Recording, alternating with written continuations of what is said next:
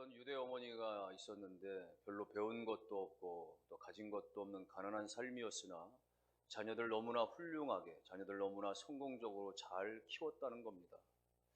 그렇게 어렵고 못 배운 가운데서도 자녀를 잘 키운 자녀 양육 비결이 무엇이었는가 보았더니 그 어머니는 평생의 자녀들에게 세 가지만을 강조했다고 합니다. 범사에 감사하라. 작은 일이든 큰 일이든 모든 일에 감사하며 살아라. 두 번째, 불평하는 사람과 같이 하지 마라.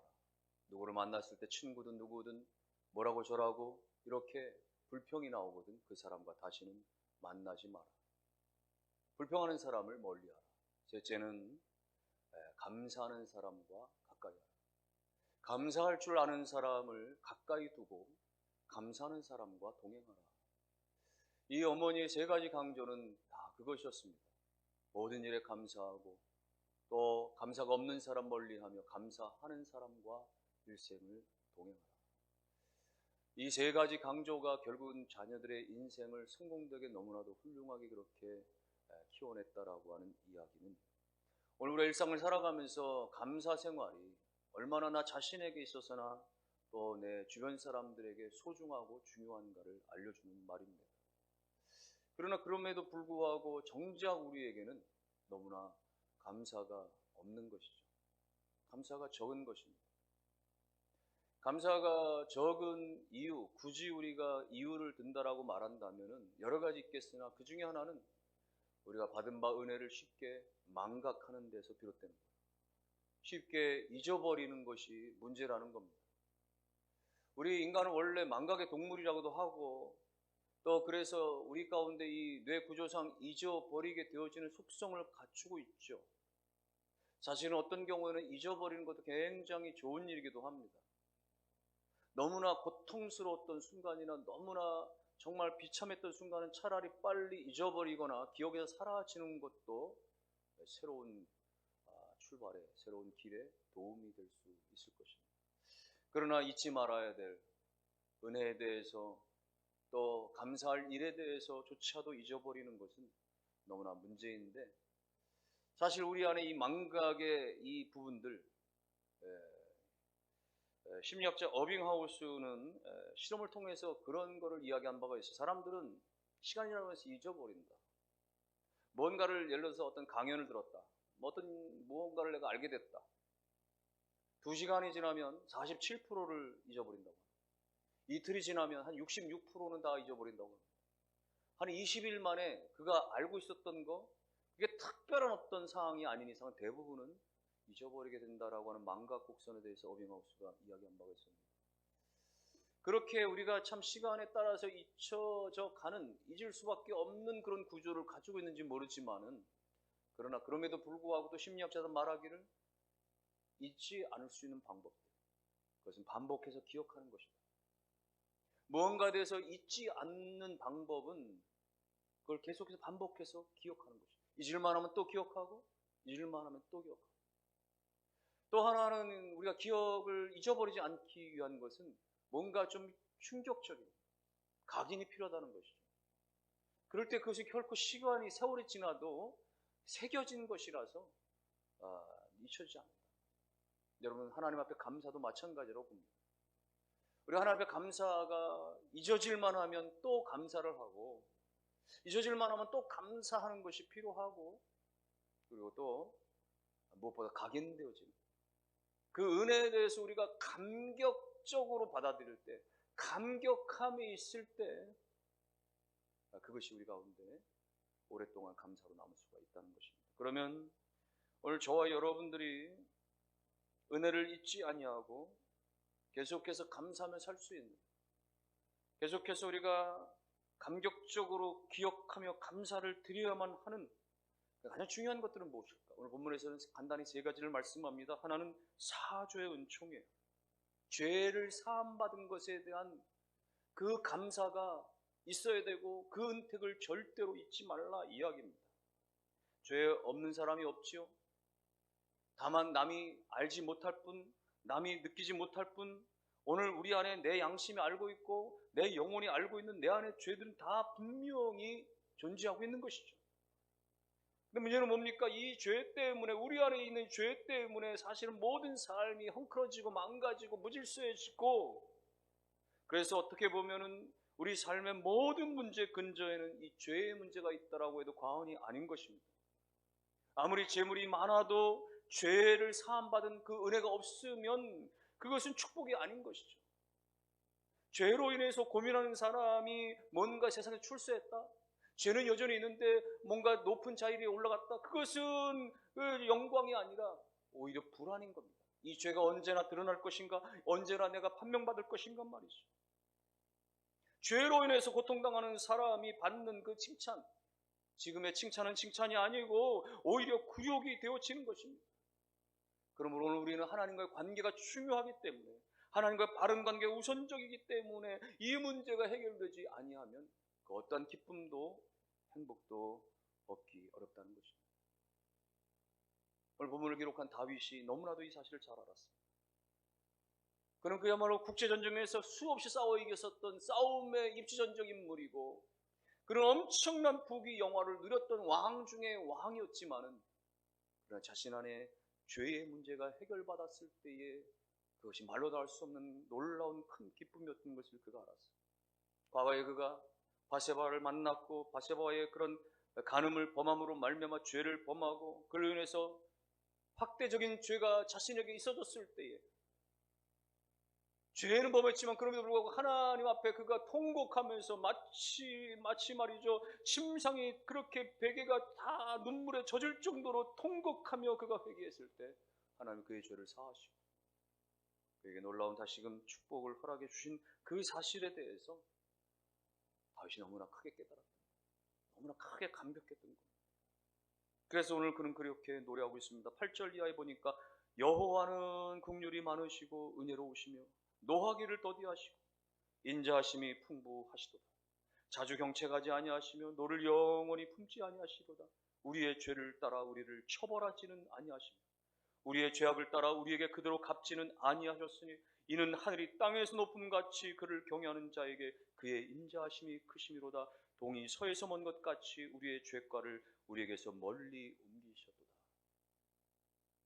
하나님이 자신의 죄에 대해서 크게 경책하지 아니하시고 크게 노를 바라지 아니하시고 그렇게 처벌하지 아니하시고 하나님께서 그 죄대로 다 하나에게 갚지 아니하시고 하늘이 땅에서 높음같이 그렇게 하나님 앞에 인자함을 덧입을 수 있도록, 동이 서에서 먼 것 같이 그렇게 내 죄가를 하나님께서 다 옮기시고 깨끗하게 하셨다라고 하는 이 사실을 깨달을 때 그는 너무나 말할 수 없는 감격을 경험하게 되어지는 것이죠.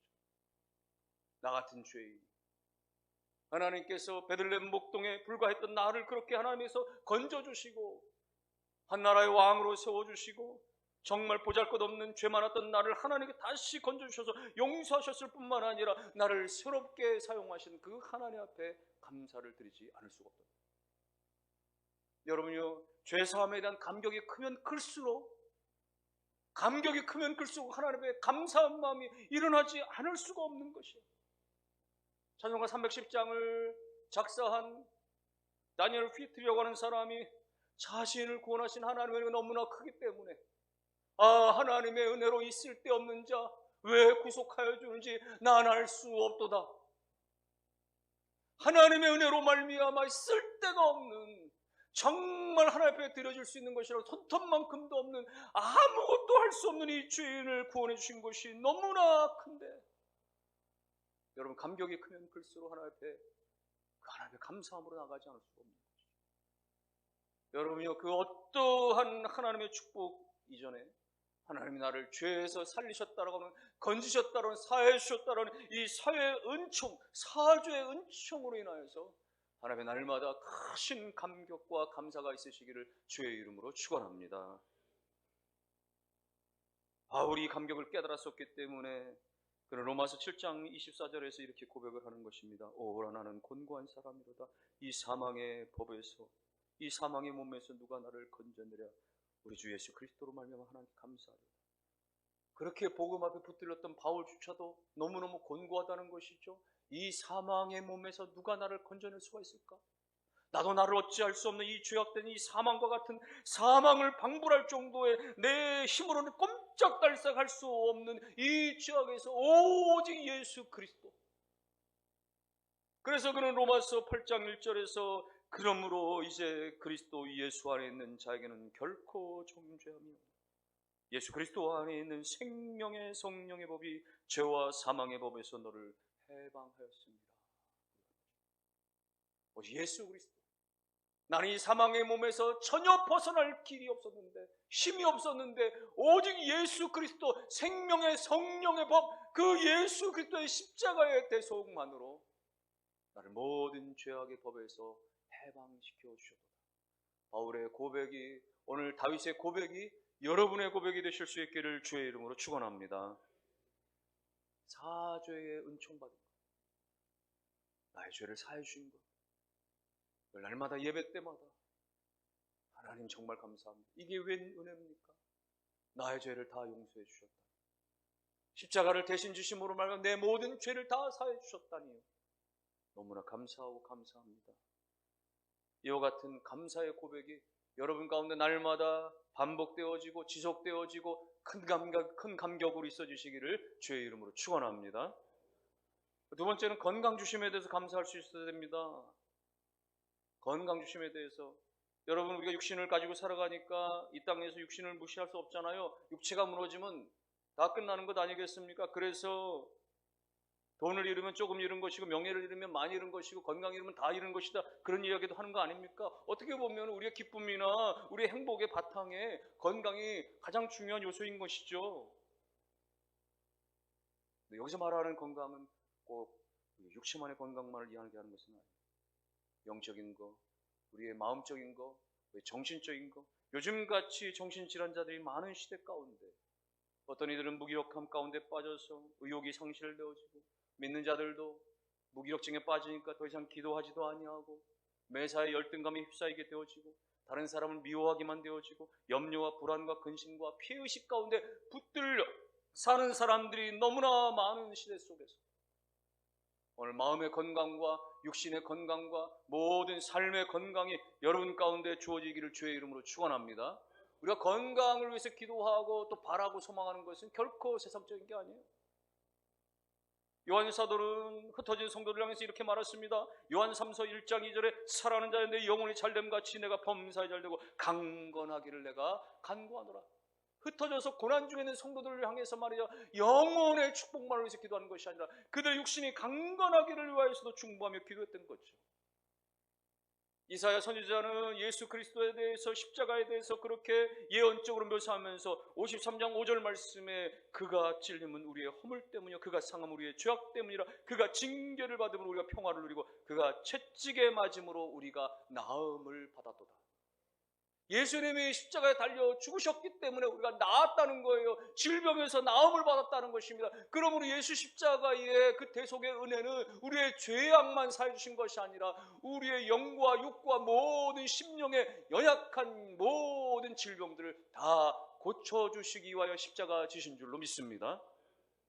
그러므로 오늘 우리가 날마다 감사해야 되는 것이죠. 질병 중에 사실 질병이 찾아오면 감사가 잘 나오질 않습니다. 낙심부터 찾아오고요. 질병이 있으면 삶의 질도 떨어지니까 불평만 많이 나오고요. 정말 어려운 것이죠. 그래서 여러분, 질병 중에도 감사하는 사람이 위대한 거예요. 질병만큼 우리를 힘들게 하는 요소가 없는데 그럼에도 불구하고 나의 주권자 되신 하나님께 감사할 수 있다면 그가 위대한 감사자가 되어지는 것이죠. 하나님은 그 인생을 통해서 복을 허락해 주실 줄로 믿습니다. 어떤 분이 산전수전, 공중전 같은 인생의 험난한 어려움을 여러 차례 당했답니다. 너무너무 인생의 첩첩산중과 같은 꽉 막힌 터널 같은 인생의 그야말로 말할 수 없는 상황을 당하면서 쇼크를 받아 쓰러졌대요. 그래서 몸이 굳어져 가지고는, 뻣뻣해져 가지고는 말이죠, 사지를 쓰지 못하게 된 겁니다. 이 병원 저 병원을 다 쫓아다녔는데도 불구하고 의사들은 이 병의 원인조차를 알 수가 없으니 치료 방법이 없는 거예요.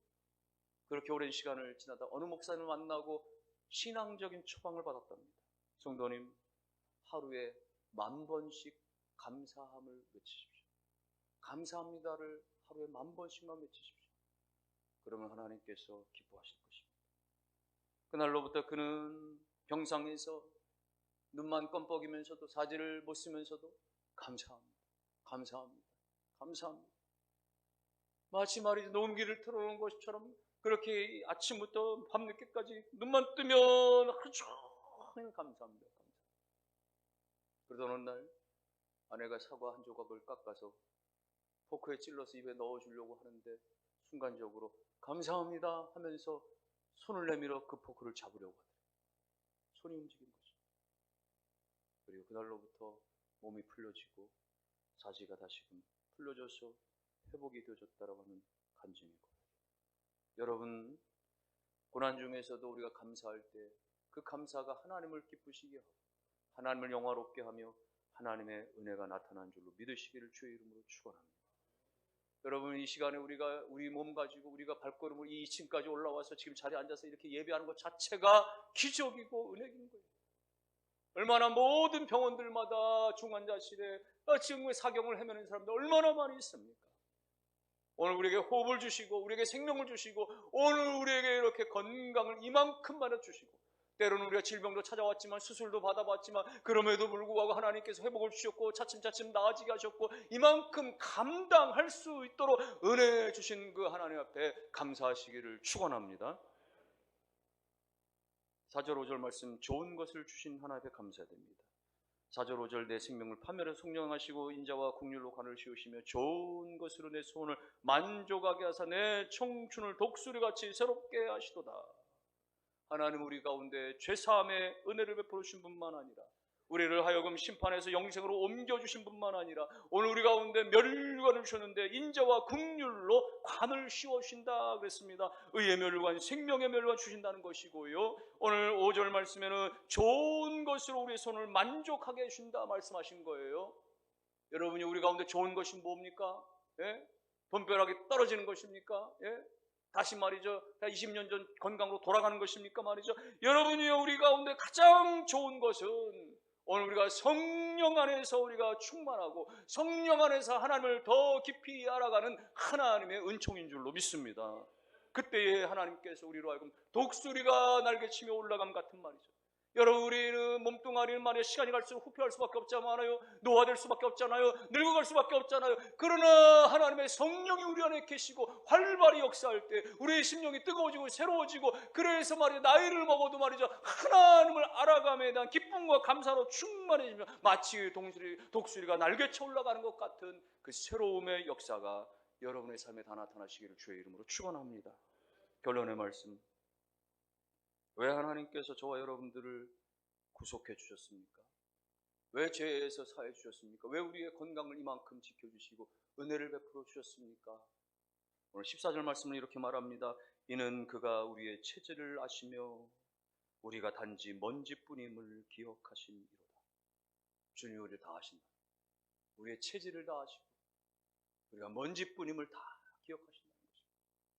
여러분 우리가 정말 흙에서 만들어진 존재, 아무것도 아닌 존재, 벌거숭이로 이 땅 가운데 그렇게 나왔던 존재, 하나님 우리의 처음과 그 시작을 다 아시고 계시다는 거예요. 우리가 어린 시절 유소년, 청소년, 그렇게 청장년, 그렇게 결혼해서 나이를 먹어 그렇게 자녀를 양육하고 뒷바라지하고 오늘날 이때까지 하나님은 그 모든 것을 다 기억하시는 분이신데, 다 아시고 다 기억하시는 하나님 앞에 어떻게 우리가 잊어버릴 수 있습니까? 어떻게 우리가 망각할 수 있습니까? 어떻게 우리가 감사를 잃어버릴 수 있습니까?